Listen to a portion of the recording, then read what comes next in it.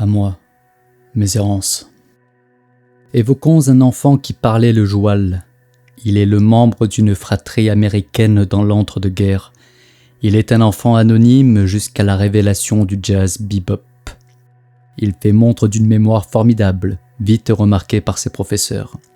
Malgré ses bonnes dispositions scolaires, ce n'est pas ses notes qui lui vaudront son entrée à l'université, mais ses capacités sportives, non moins grandes et naturelles que celles intellectuelles. Peut-être par son père, imprimeur, il se prend d'affection pour la littérature.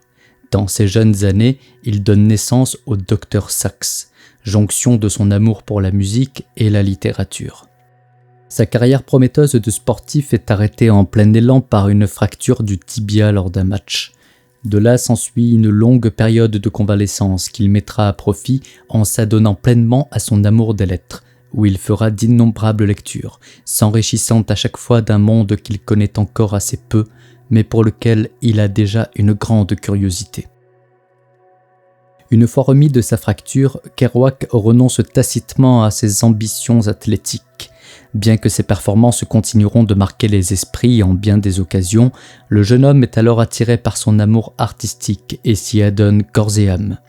C'est là l'occasion de ses premières débauches et de ses premières rencontres.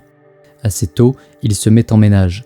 Il adopte alors une vie rangée, travaille au chemin de fer, fait un époux sage. Mais de la distance avec les relations qu'il avait nouées et qui avaient déjà manqué de lui causer de graves ennuis. Mais le futur vagabond céleste s'étiole dans cette vie trop renfermée et trop terne à son goût. La stabilité et l'attendu, très peu pour lui. Ce qui l'intéresse, ce qui lui fait envie, c'est le monde, dans son ensemble. Presque du jour au lendemain, il quitte donc son mariage et sa ville pour partir en différentes retraites. Les montagnes et les forêts lui sont des refuges ponctuels pendant de nombreuses années. Vient la rencontre avec Neal Cassady, dans les bas-fonds urbains. En ce jeune homme à l'énergie furieuse et vraisemblablement illimitée, il se projette lui-même. Plus que cela, il y projette aussi son jeune frère, Gérard, décédé en bas âge et dont le fantôme mnémonique n'a cessé de le hanter pendant toutes ces années. Avec Neal commence alors un tour d'Amérique sur les longues routes de la liberté. En cette époque, les habitacles de voitures deviennent le nouveau foyer de Kerouac. Le point d'orgue de cette escapade survient à Mexico, où les deux amis font halte. Neal y abandonne Kerouac, alors en proie à une fièvre accablante. Les travaux littéraires de Kerouac ne restent pas sans succès. Bien que la réussite soit encore maigre, elle lui permet toutefois de subsister sans avoir à s'encombrer d'un travail alimentaire. Les amitiés qu'il noue lui sont d'un secours précieux dans ses démarches littéraires. Après la virée folle sur les routes en compagnie de Cassady, Kerouac tourne le dos aux errances incessantes et s'installe un moment avec sa mère, avec qui il continue de partager un lien très fort. Plus que jamais, il redouble d'efforts en écrivant inlassablement, développant des techniques audacieuses, dont la plus connue reste la prose spontanée, qui le fait écrire sur sa machine selon le beat, la pulse, le truc, qu'il a découvert dans le jazz bebop. Il écrit alors comme si le son des touches frappées frénétiquement constituait la verbe de ses textes, presque indifférent aux choses que les mots à la volée peuvent répandre sur le papier martelé. Dès lors, Kerouac se tourne davantage vers son passé que vers des projections d'avenir. Les fantômes qu'il a continué de choyer pendant toutes ces années ressurgissent avec la force de la maturité. Parmi eux, l'obsession qu'il voue à son frère Gérard est la plus présente dans ses livres. Kerouac est alors animé de ce qui peut se qualifier d'une recherche morbide. Son intérêt pour la mort et le dérèglement des sens, professé par Rimbaud, le pousse à des expérimentations chimiques de plus en plus dangereuses et de plus en plus excessives, souvent en compagnie de ses amis.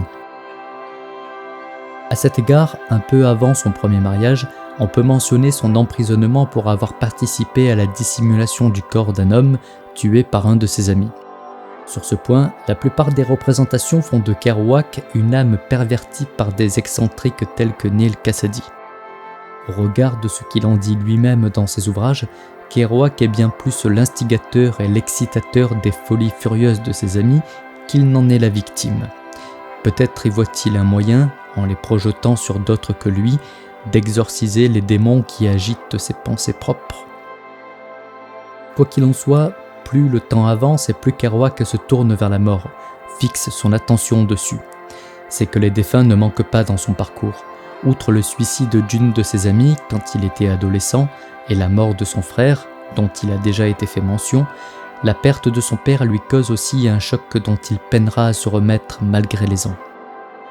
Qu'il continuera de ressasser des centaines de pages durant, comme si le surplus de mots était un surplus de distance entre lui et son affliction. Plus que jamais, il est hanté par ce qu'il appelle un vœu d'échec, un vœu de mort, qui l'empêche de s'affranchir de ses angoisses. Pour une âme passionnée de voyage et d'errance, on peut concevoir que ne plus échouer le contraindrait à réussir ses entreprises.